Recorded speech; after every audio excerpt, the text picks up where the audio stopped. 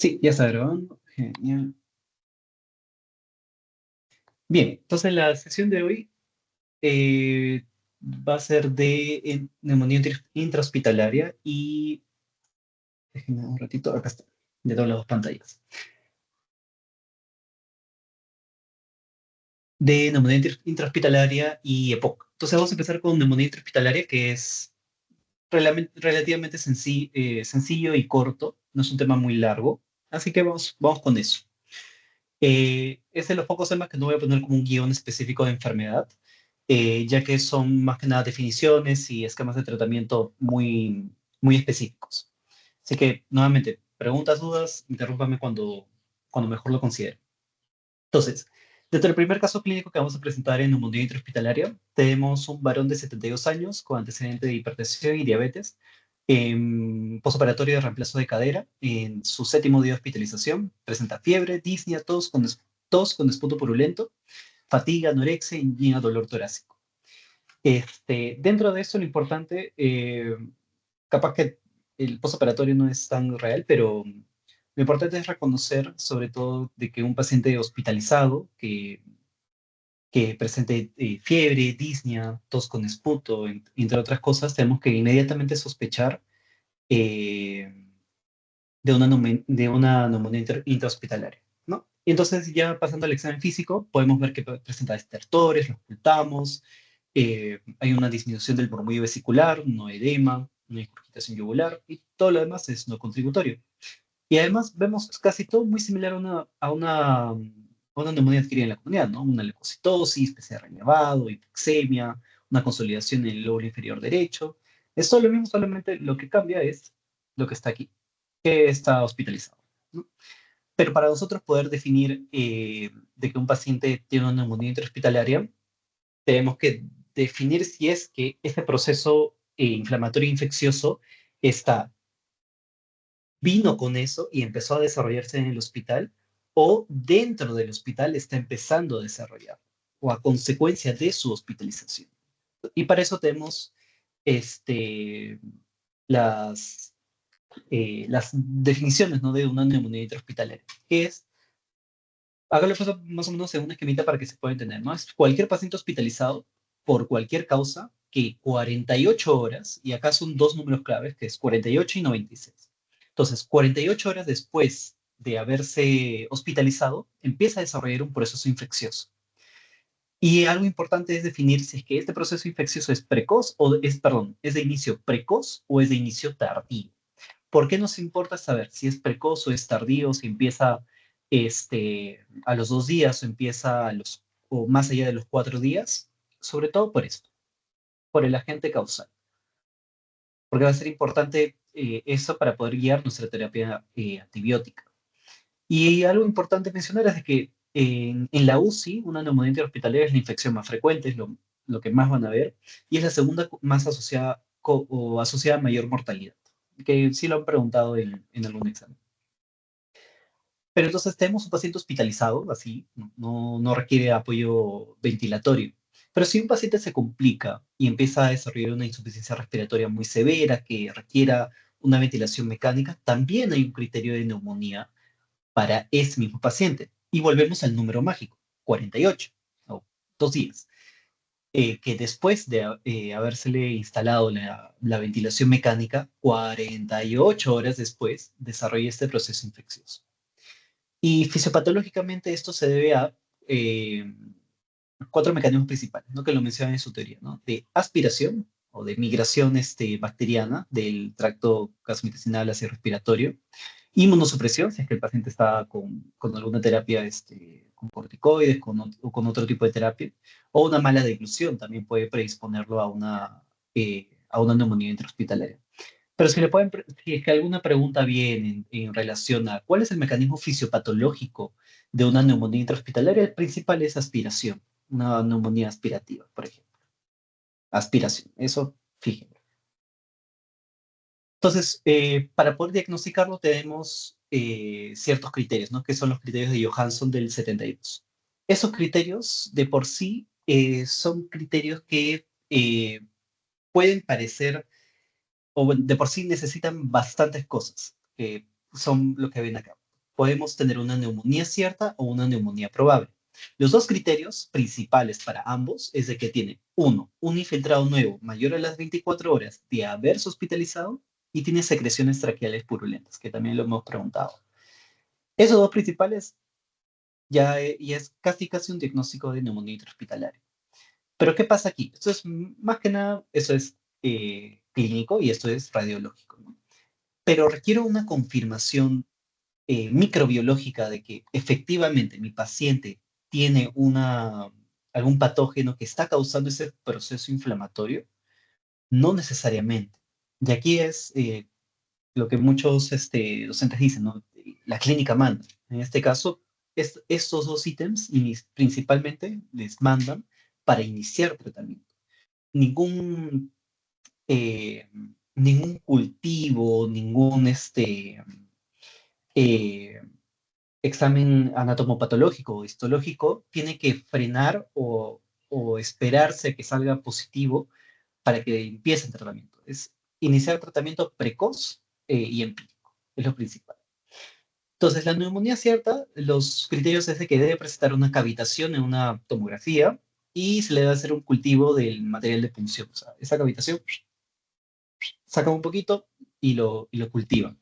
Pero usualmente esos cultivos demoran 3 días, demoran más tiempo. Entonces, no voy a esperar 3 días, 72 horas para empezar tratamiento cuando el paciente puede tener un riesgo de complicarse rápidamente. Y además una evidencia histológica de una neumonía con formación de absceso o cavitación. Eso va a demorar también. Entonces, lo principal es no esperar confirmación para iniciar tratamiento siempre y cuando tenga estas dos principalmente. Entonces, una neumonía probable, donde ya puedo sospechar con alta certeza, es con cultivo de secreciones, que puedo ir haciéndolo de forma más rápida, o un aislamiento por hemocultivo, que también. Entonces, en relación a esta neumonía, podemos tener ciertos agentes causales. El más frecuente, y que he visto que han preguntado, es Pseudomonas aeruginosa. El más frecuente. Eso sí, si desean, marquen. Pseudomonas. Uy, se fue el mouse. Y el otro más frecuente es Staphylococcus aureus, gran negativo o gran positivo. Y son dos patógenos muy importantes y que van a guiar sobre todo el manejo. Y ahora vamos a ver por qué. Entonces, una vez yo tenga un criterio de neumonía probable, por ejemplo, lo primero que debo evaluar es mi clínica.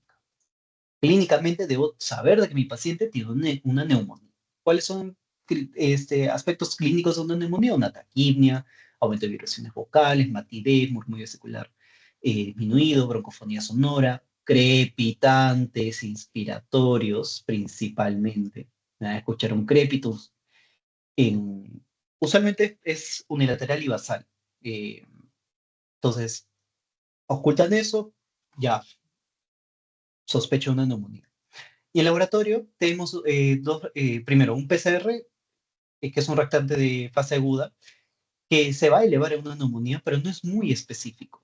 Se eleva en casi todo, pero se eleva en muchísimas cosas. Entonces, lo importante aquí es la PCT o la procalcitonina. Es lo más importante porque tiene una mayor sensibilidad y especificidad y te puede ayudar a diferenciar si es que es una neumonía bacteriana o viral. Una baja procalcitonina te puede guiar a que es más un origen viral a un origen bacteriano, ¿no? Entonces, eso es importante. Primero, la clínica, también de que tenga secreciones traqueales. Luego le haces laboratorios, radiológico. Radiológicamente tiene el infiltrado y una PCT elevada. Es una neumonía intrahospitalaria probable de causa bacteriana. ¿Y cómo le doy el seguimiento a ese paciente? Con el score 6 o el score que se usa también para neumonía intrahospitalaria. ¿Qué evalúa este score CEPIS? Secreciones traqueales, que aquí está. Infiltrado radiográfico, aquí está. Puede ser difuso localizado. Temperatura, leucocitos, el PAFI y si es que el cultivo sale negativo o positivo. Lo importante aquí es de que recuerden cuáles son los ítems que evalúa el score CEPIS y que un score CEPIS mayor a 6 también es indicativo de una neumonía. Este, y sí, entonces, ¿qué otras pruebas les puedo pedir sobre todo para completar esta parte de acá?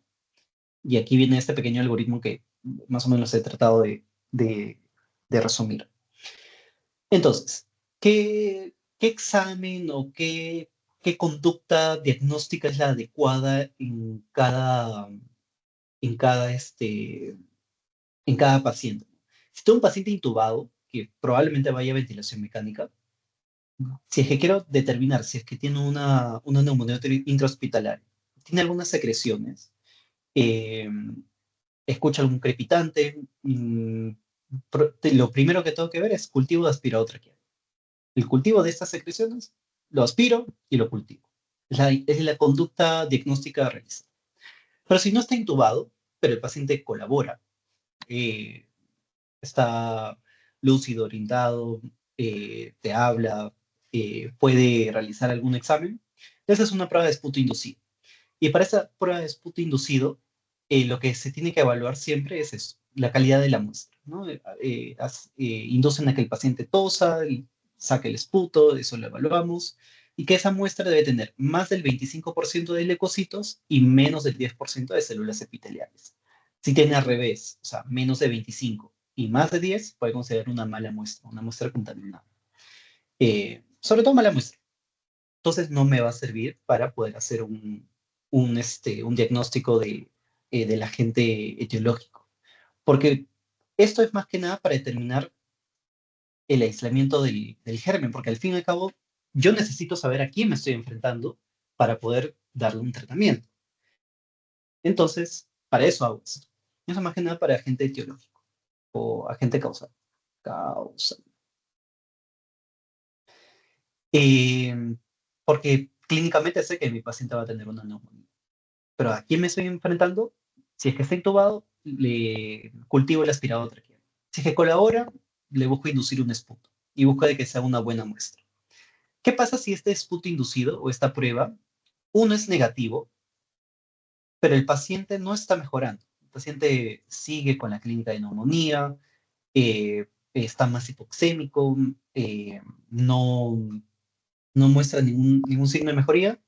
Lo adecuado es una broncoscopía más cultivo, más un lavado bronquialveolar y de eso se cultiva.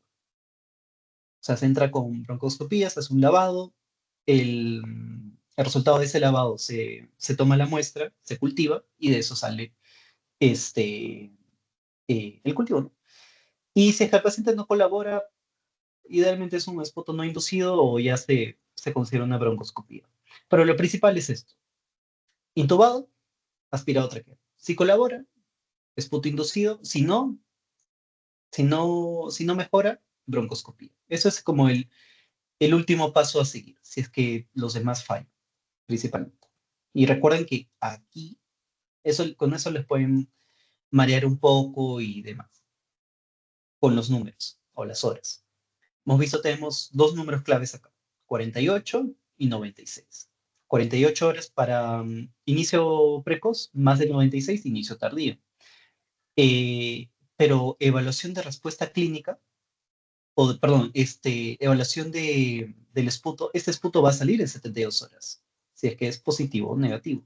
Y a qué agente es, y a qué agente es, ¿no? ¿Qué bacteria? Entonces, tengan eso en cuenta para que no les confundan, porque les pueden poner neumonía de inicio tardío a las 72 horas. No es 96. Entonces, hasta aquí todo lo que es diagnóstico. ¿Hay alguna pregunta? ¿Están bien? ¿Van bien? ¿Se entiende? ¿Dejo una reacción o algo para saber que todo bien?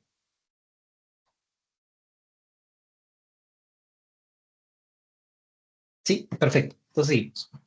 Con respecto al tratamiento, lo importante es saber esto. Primero, empírico y precoz y oportuno. Apenas clínicamente vea que mi paciente está desarrollando una neumonía dentro del hospital mayor a las 48 horas, tengo que empezar el tratamiento. ¿Cuál es el principal factor de riesgo? Y que esto le puede ser motivo de pregunta de examen. Que en los últimos 3 meses o 90 días, el paciente haya tenido una terapia antibiótica endovenosa, sea cual sea. Le hayan puesto vancomicina, le hayan puesto pipetazo, le hayan puesto ceftriaxona, le hayan puesto etc, etc. Para neumonía asociada al ventilador, hay otros factores de riesgo aparte de porque este es para todo.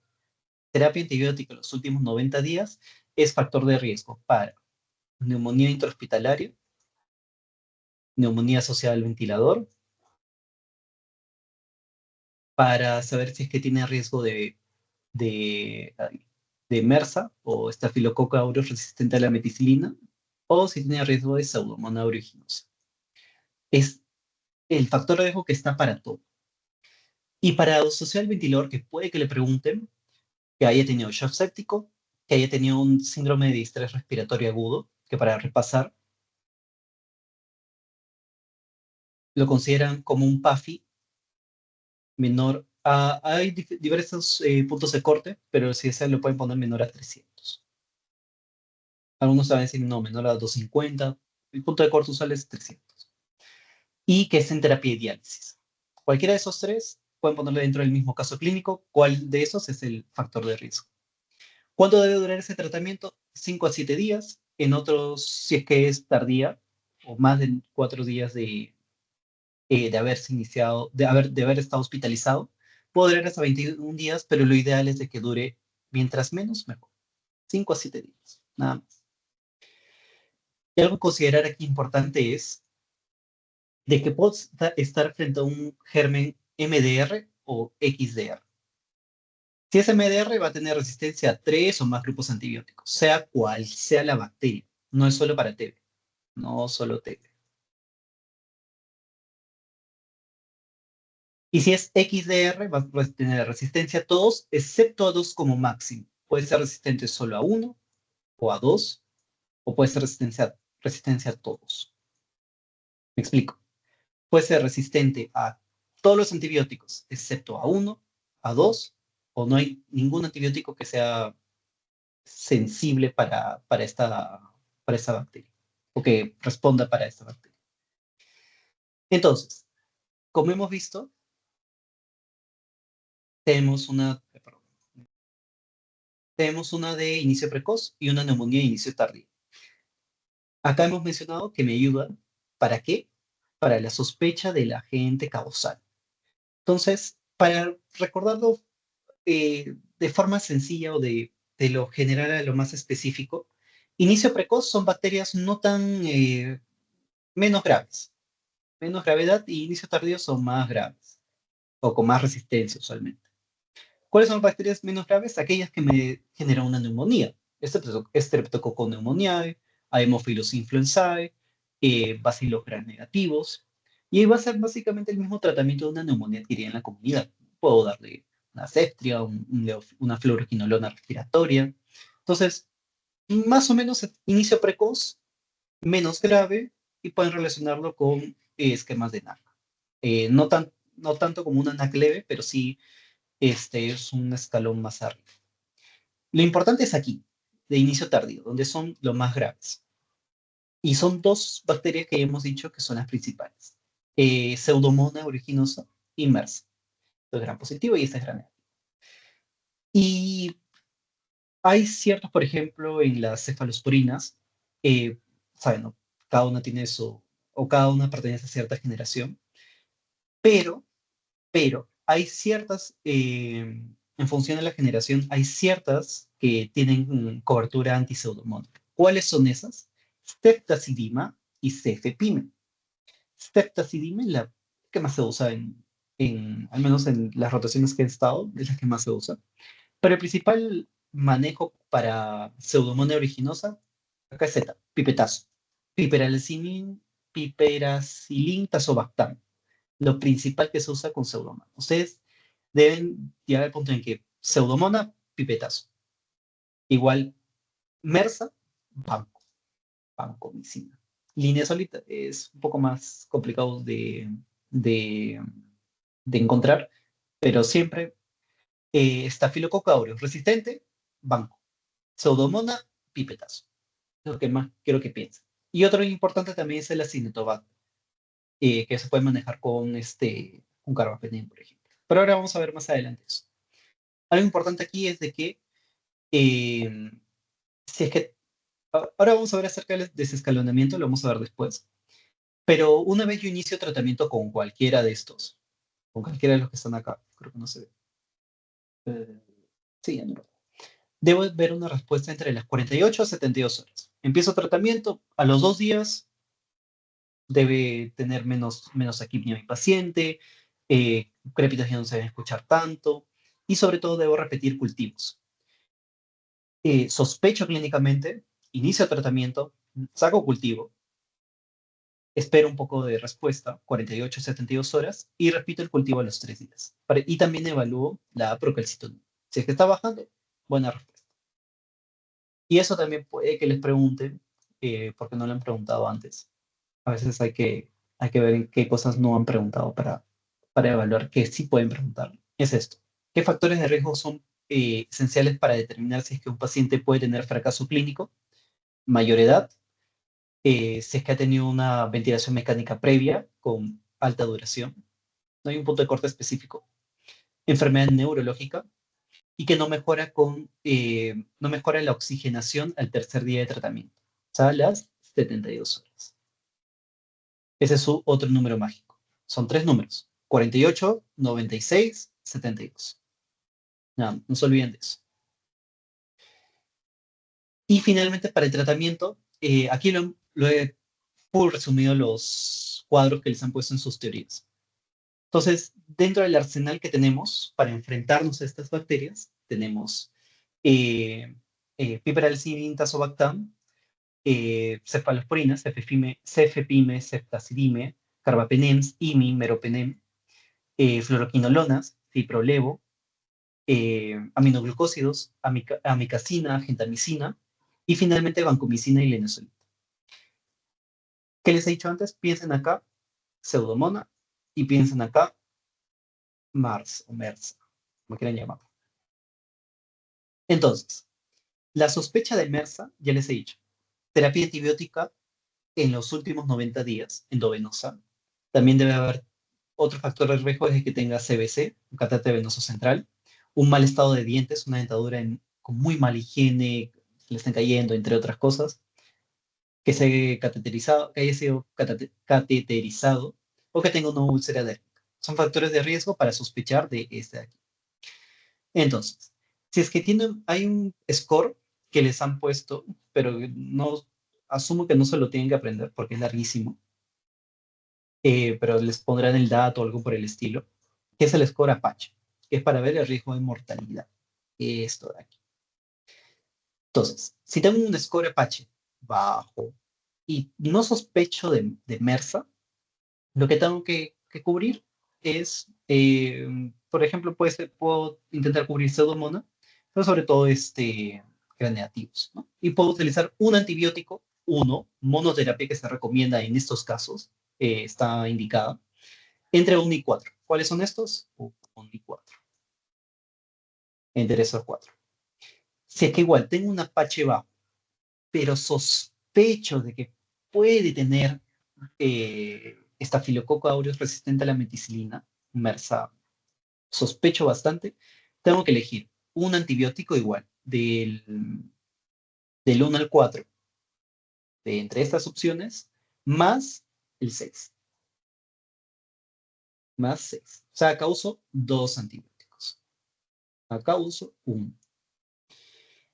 Y si el paciente tiene un riesgo alto de mortalidad, un Apache muy alto, eh, y además tiene el factor de riesgo de terapia endovenosa en los últimos 90 días, es un paciente que muy probablemente se complique y necesito más cosas para poder controlar. Entonces, acá voy a usar 3 antibióticos.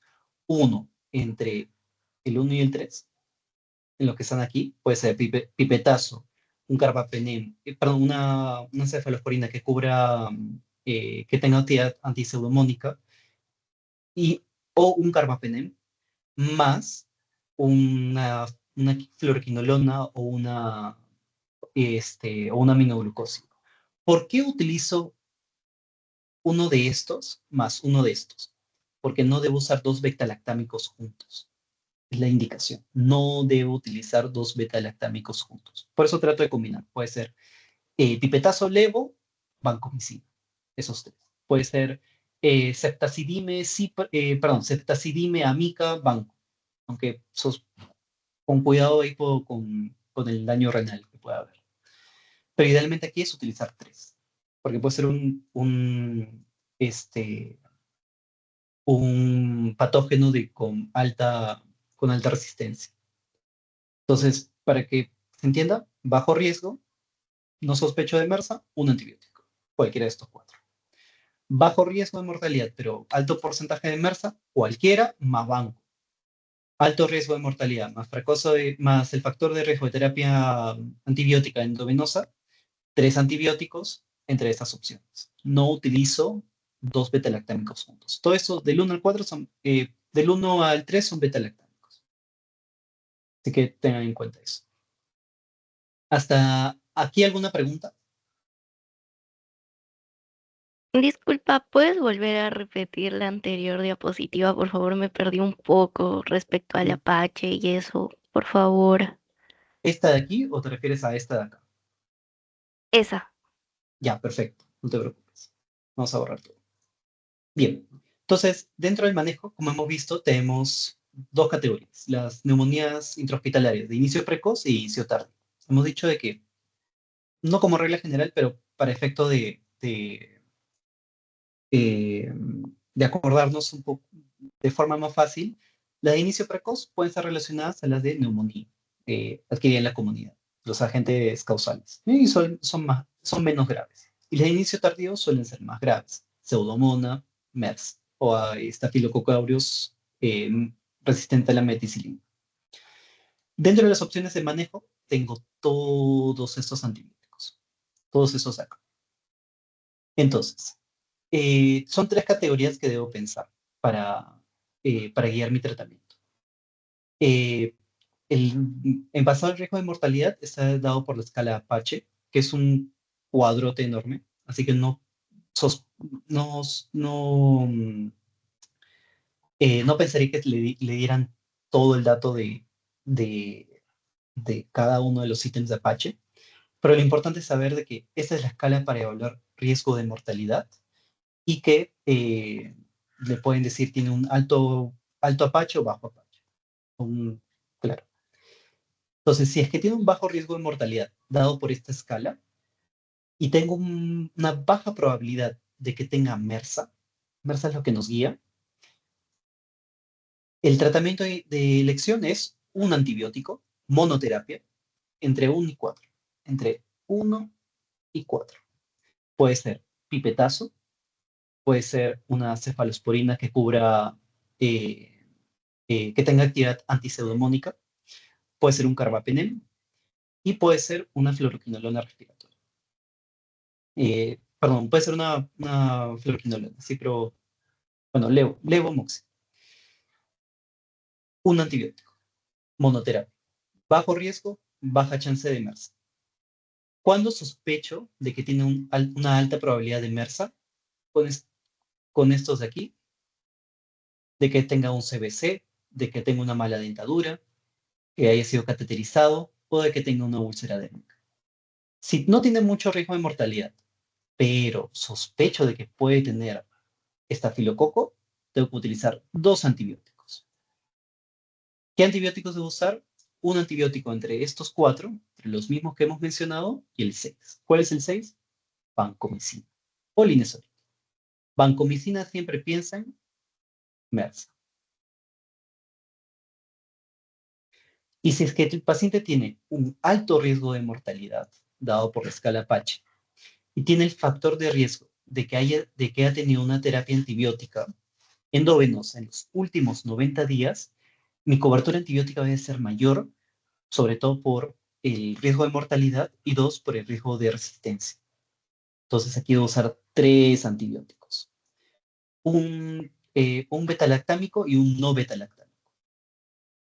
Del 1 al 3 son betalactámicos y el 4 y el 5 son no betalactámicos. Fluoroquinolonas y aminoglucósidos. Más el 6 que es vancomicina, porque eso también es factor de riesgo para MARS. ¿Se entendió mejor? ¿Sigue la duda? Sino para aclarar algún punto específico. Ya lo entendí, muchas gracias. Chévere, perfecto. Y bien, ese es un algoritmo que es lo mismo que hemos mencionado, ¿no? Si es que sospecho, tengo que hacerle su examen microscópico, un cultivo. tengo que iniciar antibiótico empírico. eh, Siempre les van a decir, no tengan en cuenta los datos locales de resistencia, entre otras cosas. Pero ese tipo de preguntas los van a ver más en terapéutica, así que no se preocupen tanto por eso. 48 a 72 horas tengo que evaluar el resultado del cultivo y la respuesta clínica. Si es que mejora o no, ya puedo ir repitiendo el cultivo. Si no mejora y el cultivo es negativo, tengo que buscar otras cosas. Y si el cultivo es positivo, ajusto el antibiótico, me sale uno más resistente al antibiótico que le estoy dando, ajusto ese, lo roto. Y si es que está mejorando, ya lo dejo hasta 7 días o 5 días, dependiendo del esquema, o lo voy desescalonando, que es lo que estaba acá. ¿Qué es desescalonar? Reducir el espectro de antibióticos. Por ejemplo, me sale mi cultivo y no es Mars, no es Staphylococcus aureus, puedo quitar banco, sí, la banco. No es un Staphylococcus aureus resistente a la meticilina. Solamente ese dejo banco, quito los demás. Desescalón, bajo un poquito. Eso es lo principal. Y ya, eso sería todo por neumonía intrahospitalaria. ¿Tienen alguna duda sobre este tema en particular?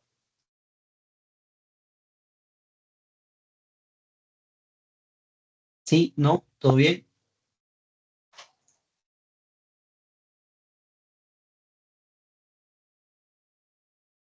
Bien, entonces, les voy a dar 5 min de break, como para que respiren, tomen agua. Yo también necesito tomar agua.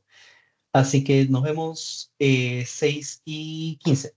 6:15 volvemos para ver la siguiente sesión, que es de EPOC. Es un poquito más larga, pero no creo que dure más de 45 minutos. ¿Listo? Ya, chicos. Nos vemos en 5 minutos.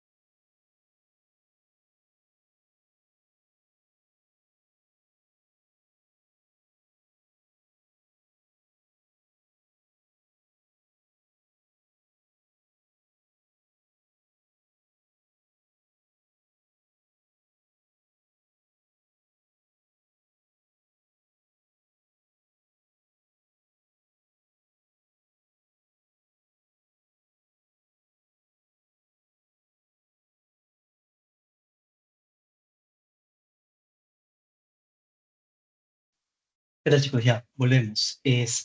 Ahora sí para seguir con el POC. Me fue un minuto. Pero bien. Igual, si es que tienen alguna duda o no les queda algo claro, me avisan nomás, no se preocupen. Ahora, sobre EPOC vamos a hablar, ya que es parte de las tres enfermedades que quiero que siempre tengan como bien diferenciado o sea, cuál es cuál, y al final les echo un cuadro para que lo tengan como para estudiar si desean, que es las patologías obstructivas y o las restrictivas o intersticiales, ¿no? Entonces tenemos EPOC, asma y PIT, que son siempre, siempre donde vamos a hacer el diferencial.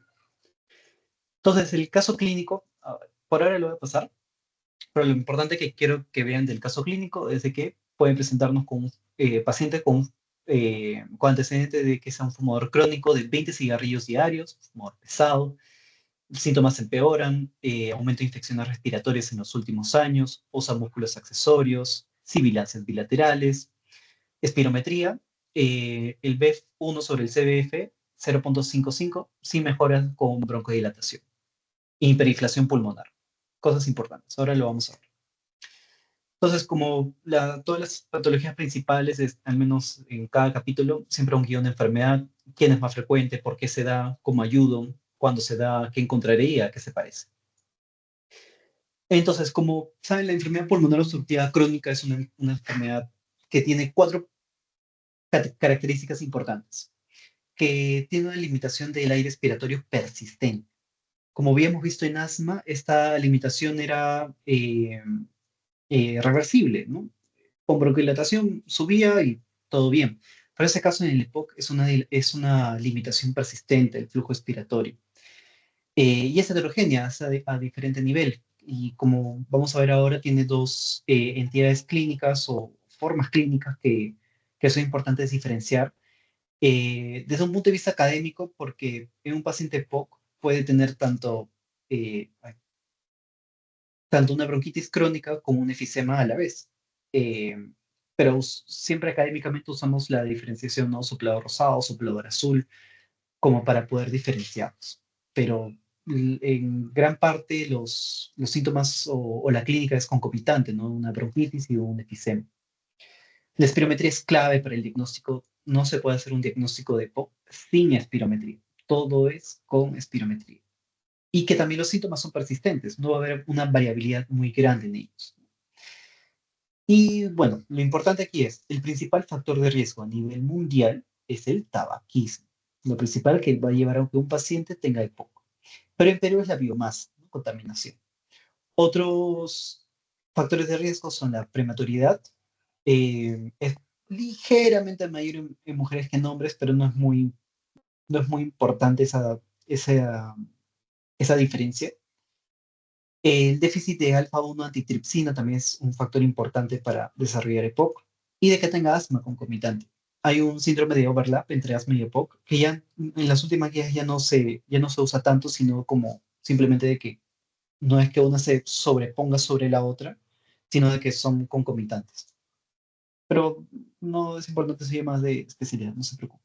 Lo importante aquí es, todo en EPOC es persistente. Limitación y síntomas persistentes y van progresivamente empeorando. Y eso es lo mismo, lo que hemos visto, ¿no? Bronquitis crónica y efisema. Entonces, todo nace desde un proceso inflamatorio de diferentes noxes, ¿no? Tabaquismo, biomasa, va a llevar a este proceso de inflamación. Y ese proceso de inflamación inicialmente va a ir a la afectación del parénquima pulmonar, principalmente a nivel del alveolo. ¿Qué va a ocurrir acá? A nivel del alveolo, mejor lo digo un poco. A nivel del alveolo, este es un alveolito, pero hay otro por aquí y por acá está el capilar, ¿no? Para que se dé el intercambio gaseoso. Entonces va a dañar sobre todo el saco alveolar, ¿no? Esto lo va a destruir, aquí va a haber una destrucción. Entonces, al final, acá tenemos un bronquilo respiratorio, un alveolo, otro alveolo, y así, ¿no? Para formar todo el acino. Se destruyen todas las paredes y lo que va a generar es de que va a entrar aire, pero en vez de entrar a un saquito, hacer intercambio gaseoso, va a entrar un sacón enorme. No va a tener cómo salir. Eh, pero principalmente el que no pueda salir se da por esto. Pero síganme aquí. Se destruyen las paredes del alvéolo. Uno, no va a haber un intercambio gaseoso adecuado. Y dos, de que ese aire se va a quedar atrapado. eh, Porque va a seguir entrando aire. Ese alvéolo va a seguir reteniendo aire porque todavía no hace intercambio gaseoso. Y la pared elástica que va a estar aquí también se va a perder y va a mantenerse inflado. Porque aquí está la pared que, voy a poner otro color, la pared que recubre esto alrededor también de los alvéolos, que es elástica, eh, lo que busca, por ejemplo, cuando expiramos, va a tratar de llevarlo al colapso. Nosotros podemos botar todo.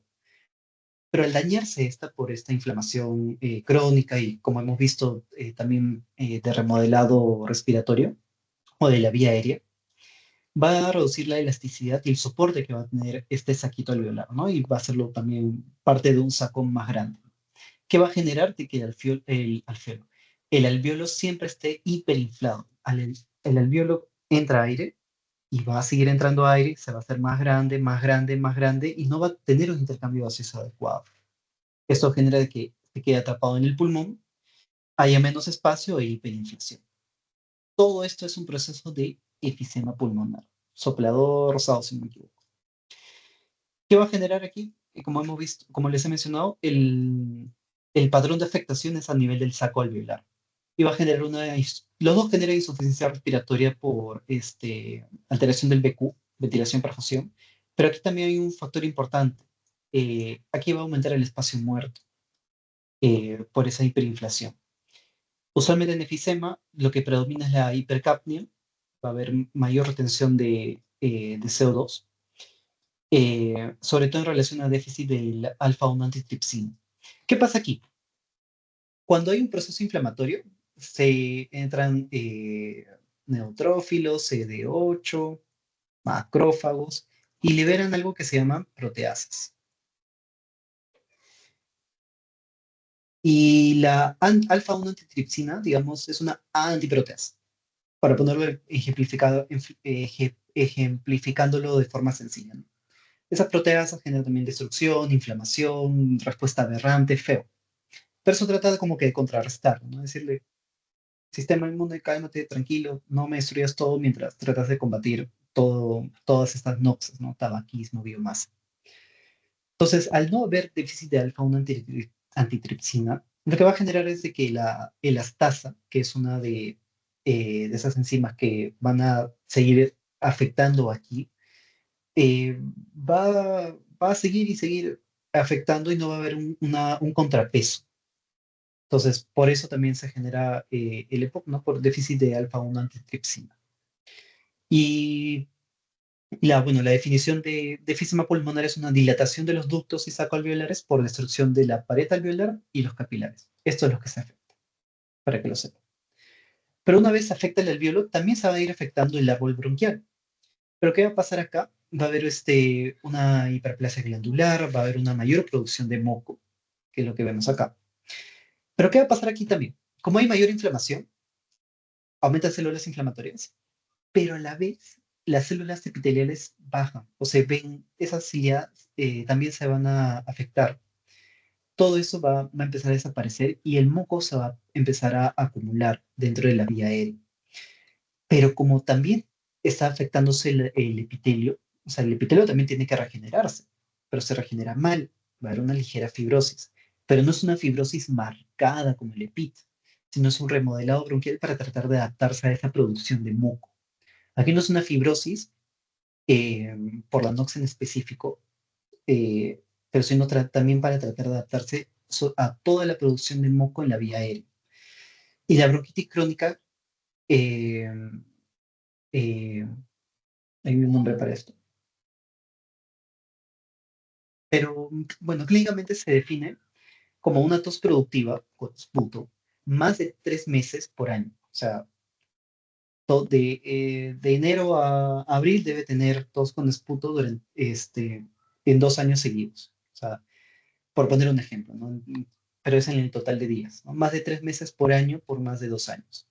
Y aquí lo que predomina es la hipoxemia, ¿no? El paciente va a venir desaturando con una presión arterial de oxígeno muy baja. También va a tener hipercapnia, pero no es tan marcada como el efisema pulmonar. Y aquí el patrón de afectación es el remodelado de la vía aérea en el bronquio respiratorio. Hasta acá, ¿se entiende bien esta parte de EPOC? Más que nada definición y fisiopatología. Sí, chévere. Bien, perfecto. Seguimos. Igual, cualquier duda podemos volver, no se preocupe. Entonces, para diagnosticar a un paciente, el paciente típico va a ser uno mayor de 50 años, o mayor de 40, 45, 50 años, punto de corte es un poco variable ahí, que va a tener esas tres cosas. Un factor de riesgo que va a ser el tabaquismo y la exposición ambiental, una clínica de alta sospecha caracterizada por dos cosas principales, la disnea y la tos crónica. Pero ¿qué característica tiene esta tos crónica? Puede ser, o en la mayoría de casos, es productiva. No es una regla en general porque puede ser un paciente POC de que solo tenga enfisema pulmonar, solo tenga hiperinflación y que no tenga tanta producción de moco, pero lo predominante es de una tos crónica importante, productiva. Disnea también progresiva, empeora con el ejercicio y es persistente. Palabra clave en EPOC, persistencia. No, no mejora, no va hacia arriba, va hacia abajo siempre. También va a tener sibilancias como en asma, pero son recurrentes, no son persistentes. Y también de que va a tener episodios de infecciones de vía respiratoria baja recurrentes también. Pero aquí lo principal es, clínica de alta sospecha son dos cosas, la tos y la disnea. En eso, dentro de su diferencial mentalmente, debe pensar EPOC, sí o sí pensar en EPOC. Y la espirometría debe presentar un patrón obstructivo, que ya hemos visto este número, menos de 0,7, pero este ya es post-broncodilatación. O sea, la espirometría, lo broncodilato y sigue siendo menos de 0,7. De esto no va a subir. Y también no es reversible con broncodilatación, para que lo sepan. Este cuadro se los dejo, no es específicamente para detallar tanto, porque no es motivo de examen o que lo hayan puesto muy específico en su teoría, pero siempre creo importante relacionar fisiopatología con la clínica para que se entienda bien de dónde sale cada síntoma.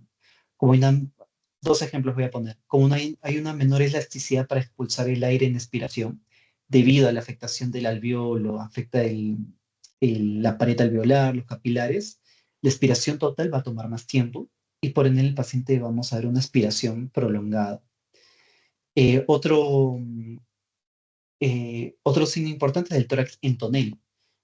Va a ser un tórax hiperinflado, ¿no? Como nuevamente se debilita la pared alveolar y los capilares o directamente se destruye. Al haber menos elasticidad, va a haber una hiperinflación del alveolo. ¿Ok? Por acá. Y para respirar, la caja torácica va a tener que hacer más esfuerzo para ventilar tórax en tonel. Y acá les dejo también para la disnea, para las sibilancias, la fatiga y la tos crónica con esputo, donde se alteran las células epiteliales ciliadas. Bien, entonces en EPOC, acá es importante. Acá sí, ¿cómo se decía? Ojo, pestaña y ceja. Lo que es importante aquí son cuatro cosas. Cinco, perdón. El grado Gold, la escala de Disney, el puntaje CAT y esto de acá, que es la clasificación, vamos a poner, para guiar el tratamiento. Entonces, los grados Gold no se confundan con clasificación Gold. La clasificación Gold es ABE, pero los grados Gold son 1, 2, 3, 4 en base al resultado del BEF1, nada más. No te habla de BEF1 sobre capacidad vital forzada. Y forma rápida este, de recordar, siempre lo veía, ¿no? 5 más 3 es 8, así que más o menos esos eran mis puntos de corte. O sea, siempre me acordaba, 5 más 3 es 8, entonces BEF1 más de 80, BEF Gold 2 es de 50 hasta antes de 80, Goal 3 es de 30 hasta antes de 50 y Goal 4 menos de mi punto de corte. Entonces, para que se acuerden, 5 más 3 es 8. Sencillo. La escala de Disney va del 0 al 4. 0 es no hay Disney. Y uno ya empieza a ver una Disney ligera. Sí les recomiendo leerla. Hay diferentes versiones no versiones, pero formas de interpretarlo. Pero lo importante es de que sepan un MMRC 2, 4 o qué es un MMRC 1. ¿No?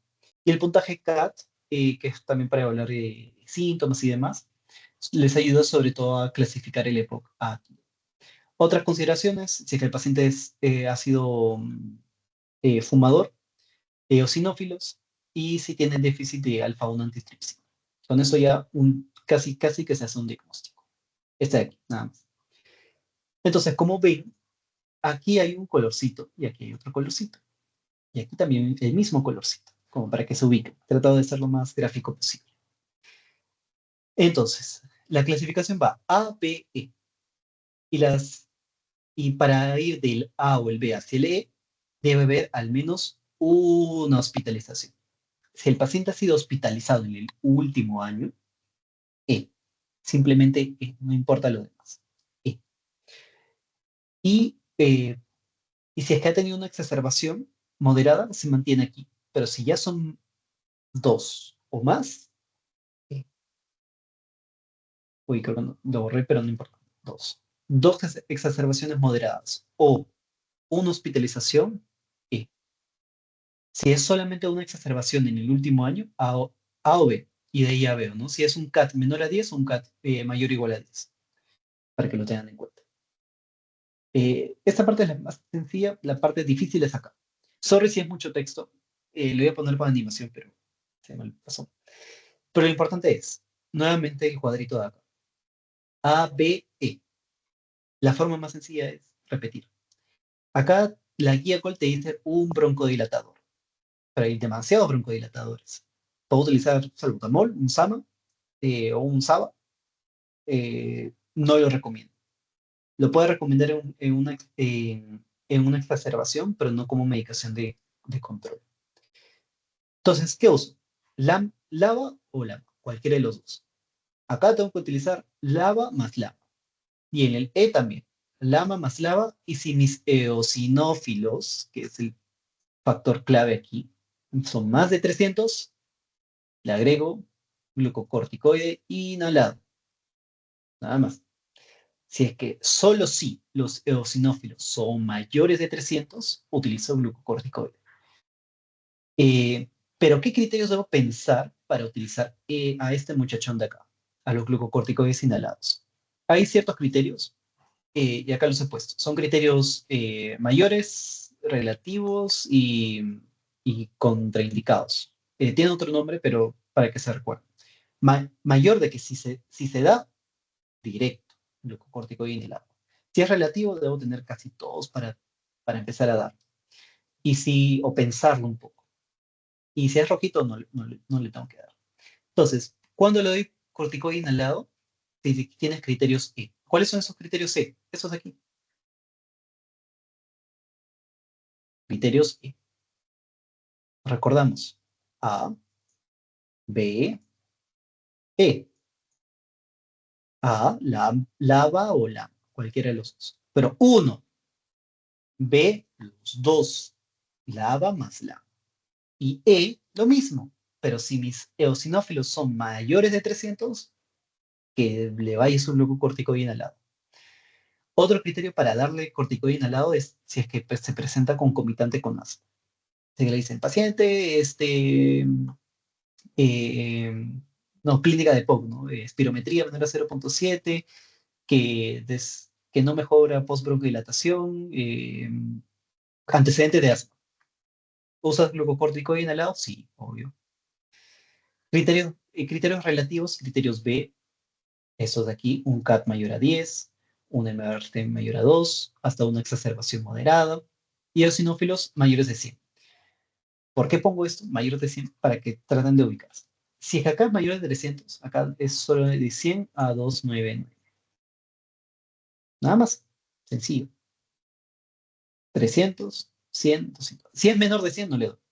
¿Y cuando no le tengo que dar corticoides? Es que tiene una neumonía a repetición. Si es que el paciente viene frecuentemente por neumonía cada mes, cada 2 meses, ¿no? Un poco más, póngale, de espacio, pero persistentemente tiene esas neumonías, no le tengo que dar por qué dar corticoide, voy a más bien hacerle un daño. Ahora, otra cosa importante mencionar aquí. ¿Qué pasa si mi paciente ha sido un fumador muy pesado? Si el paciente ha sido un fumador muy pesado, se puede considerar, más no dar inmediatamente, un antibiótico. Acitromicina se me quedó como macrólido. Eh, para sobre todo como profilaxis sí, profiláctico. Y si hay una bronquitis crónica, puedes considerar dupilumab o roflumilast, que son monoclonales. Solo sí, sí, solo sí, FEP1 menos de 50. ¿Qué GOLD pertenece a menos de 50? Acuérdense. 5 más 3 es 8. 8, 5, 3. Entonces es un GOLD 3. 1, 2, 3. Menos de 50 y entra en esta parte. De 30 hasta 49, para que lo tengan en cuenta. Otras consideraciones importantes aquí en EPOC es cesar tabaquismo, pueden darle vareniclina, bupropión, parches de nicotina como medicación, pero lo importante es que enderezar al paciente conductualmente. No se preocupe por aprenderse los medicamentos contra el tabaquismo. Lo importante es de que todo paciente con EPOC cesa tabaquismo inmediatamente. Regla como una casa. Todo paciente con EPOC cesa tabaquismo. En la vacunación, obviamente todos deben vacunarse con neumococo, entre otras cosas, pero el principal y el que tiene mayor fuerza de evidencia es este de aquí. En mayores de 60 años se recomienda muy fuertemente la vacunación contra el virus sincitial respiratorio. Si es que es mayor de 60 o tiene alguna patología de corazón o pulmón concomitante, ¿no? O como antecedente. No, influenza, COVID, también debe de seguir vacunándose, mantener su esquema de vacunación mal. Pero el principal, virus sincitial respiratorio. Acuérdense siempre de este. Actividad física, no debe llegar a obesidad, debe estar un IMC adecuado. Eh, y ahora otra consideración aquí, puede que les pregunten esto como en marque lo verdadero o lo falso con respecto a... Si le doy lama, ay, perdón, acá es lava, ya, se me fue la letra. Si es que le doy tres cosas, lava, lama, corticoide al lado, le doy cada uno separadito, un poco de que todo se dé un mismo dispositivo y con la misma forma de administración. Y la consideración final es oxigenoterapia. Y eso se han preguntado, ¿cuándo le doy oxígeno a mi paciente? Si es que su presión arterial de oxígeno es menor de 55 o su saturación es menor de 88. Aquí eso se han preguntado. Este criterio de acá han preguntado, yo me acuerdo de esto. Si la presión está entre 55 y 59, pero mi paciente tiene falla cardíaca derecha o una eritrocitosis, indicación de oxígeno. Para que la meta llegue a entre 88 y 92. No más. ¿Por qué? Porque hay algunos pacientes que con EPOC, no sé si han visto ya en práctica, pero hay pacientes que por su propia patología respiratoria, su basal de saturación no va a ser el mismo perdón, claro, su basal de saturación no va a ser el mismo de nosotros. Pacientes que viven, o su basal se mantiene con una saturación de 88, 85, es hasta menos, pero con eso se mantienen bien. Si le dan más oxígeno, va a ser peor, lo empeoran. Que tengan cuidado con eso. Ventilación mecánica no invasiva, sobre todo si es que son estadios finales, pero no es muy importante. De nuevo, eh, grupo A, un broncodilatador. Grupo B, 2, lava más lava. y todo desde el grupo B y grupo E, rehabilitación pulmonar, siempre. Grupo A no se recomienda tanto, pero se puede considerar. Pero la indicación, sí o sí, de rehabilitación pulmonar, aquí. Desde el grupo B y el grupo E. Si utiliza dos medicamentos, va a rehabilitación pulmonar. Y eso es lo principal de toda esta lámina. Siguiente. Hasta aquí, perdón, de manejo. Manejo es muy importante y son la mayoría de preguntas de POC. ¿Tienen alguna duda de POC acá? ¿Quieren que repita algo en particular?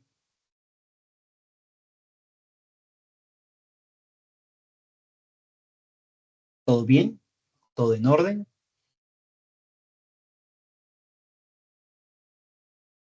Bien, tendré que sí. Pues, bien. Entonces el paciente POC va a mantenerse con sus síntomas persistentes en el tiempo y que son progresivos, pero hay un momento en el que está muy bajo, una exacerbación, ¿no? Que es un empeoramiento agudo, no se olviden de eso, de los síntomas que van a requerir una mayor terapia. La principal, lo principal que deben ver clínicamente es lo mismo, disnea y tos, pero algo importante, la característica del esputo cambia un poco. Si cambia, hay un cambio de coloración del esputo, un cambio de cualquier característica del esputo, ya pueden considerarlo una exacerbación. Y acá pueden ver si es que, perdón, esa exacerbación puede ser por tres cosas. Por un fracaso terapéutico, por una recaída o una recurrencia de la misma exacerbación. Así que tengan eso en cuenta.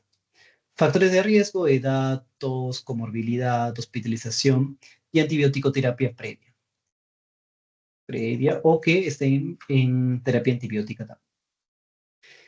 En su clase les han puesto un cuadro medio pixeleado. He buscado la fuente específica y se los he puesto acá bien bonito. Que la forma de evaluar exacerbaciones se evalúa con disnea, nivel de conciencia, frecuencia respiratoria, cambios en la saturación o en la gasometría. Son esas cuatro cosas que deben evaluar. Entonces, ¿qué significa toda esta paleta de colores? Primero, entender de que la exacerbación puede ser leve, moderada o severa, o grave y muy grave. Acá póngale severa nomás, porque va a ser al final la misma indicación. Si es leve, se maneja ambulatoriamente, no hay necesidad de hospitalizar. Si es moderado, hay que observarlo, ver cómo, si es que sigue empeorando. Y si es grave o muy grave, hospitalizar. Muy grave usualmente pueden decir pausa. Entonces, ¿cómo sé que mi paciente es leve, es moderado, es grave y a quién le hago manejo ambulatorio, a quién lo dejo en observación? Aquí. Si es que tiene todos los criterios de leve, perdón, para ser leve tiene que cumplir todos los criterios. Una disnea entre 0 y 1, menor a 2. Nivel de conciencia ausente, o sea, no debe tener alteración del nivel de conciencia. Una frecuencia respiratoria menor a 24 y una saturación mayor de 95. Bien, no está tan grave, pero ya está con un inicio de disnea, está con taquipnia y una saturación, digamos, usualmente va a estar en 95, 96, tirando para abajo.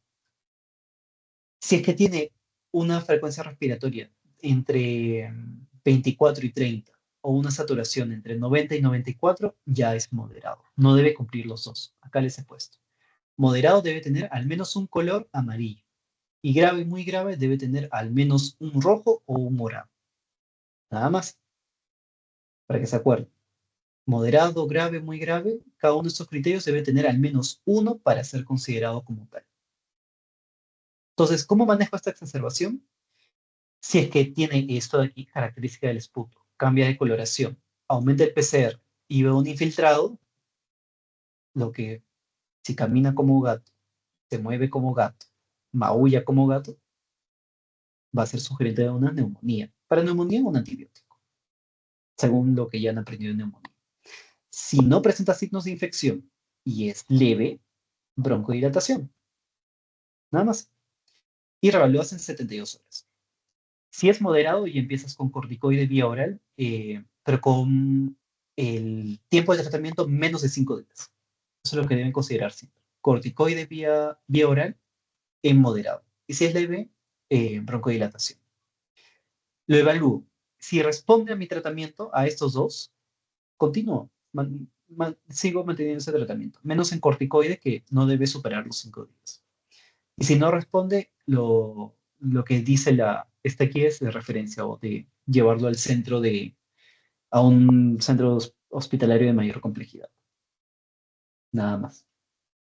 Acá no ven manejo del grave o muy grave. Solamente si es que es leve o moderado, leve broncodilato. Si es moderado, corticoide vía oral más broncodilatación también. Broncodilatarlo un poco. Nada más. Y si tiene signos de infección, antibiótico. Si persiste, si no responde a mi tratamiento, lo, lo traslado. Nada más. Es lo importante. Hasta aquí, esta parte, manejo y exacerbación. ¿Tienen alguna duda, alguna pregunta? Eso me interesa saber bastante. ¿Todo bien?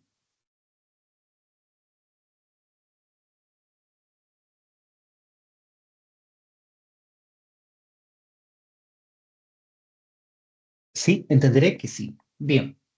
Entonces, como le dije, esta sesión iba a durar 45 minutos, no más de no iba a llegar a la hora. Entonces, dentro de poco, para que tengan los diferenciales importantes aquí, les he hecho este cuadro que no sé si entraron en la capacitación de razonamiento clínico, que era para asesores y asesorados, pero aquí se los he dejado como generalidades en epidemio, en fisiopato, en la clínica, el diagnóstico y manejo de cada uno. EPOC, asma y EPIT, como para que lo tengan en cuenta, que sobre todo puedan ir comparando, ¿no? Si se presenta uno u otro, tengo que, ¿cómo lo diferencio? Y sobre todo aquí en diagnóstico y en clínica, principalmente. La fisiopatología les va a ayudar a entender la clínica y obviamente el manejo. Y la epidemiología, usualmente la primera línea del caso clínico, ¿no? Varón de 2 años, varón de 50 años con antecedentes de tabaquismo, este, varón de 30 años con antecedentes de rinitis alérgica o dermatitis atópica, eh, varón de 60 años con antecedentes de haber trabajado en una mina o haber cocinado con leño. Entonces cada uno ya más o menos ya saben a dónde guiarlo con solamente epidemiología. Y generalidad es como lo básico de cada enfermedad. Entonces eso sí se los dejo para que lo tengan, lo estudien como mejor les parezca. Y dicho eso, ¿tienen alguna duda o pregunta aquí en esta parte como para cerrar la sesión?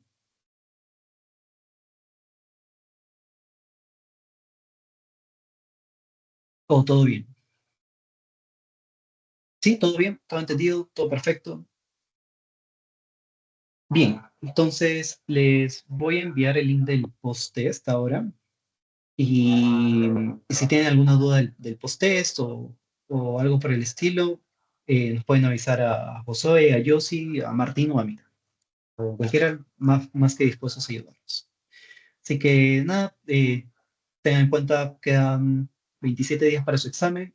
Vayan repasando neumo, vayan fijando las cosas importantes de cardio y a darle con todo para que tengan una buena nota y puedan estar tranquilos durante el ciclo. Sí, vamos arriba. Bien, chicos, entonces con eso queda la sesión de hoy y ya les envío el post por el chat y les envío las diapositivas que me olvidé la otra vez. Así que nada, eso sería todo por hoy. Dejo de grabar.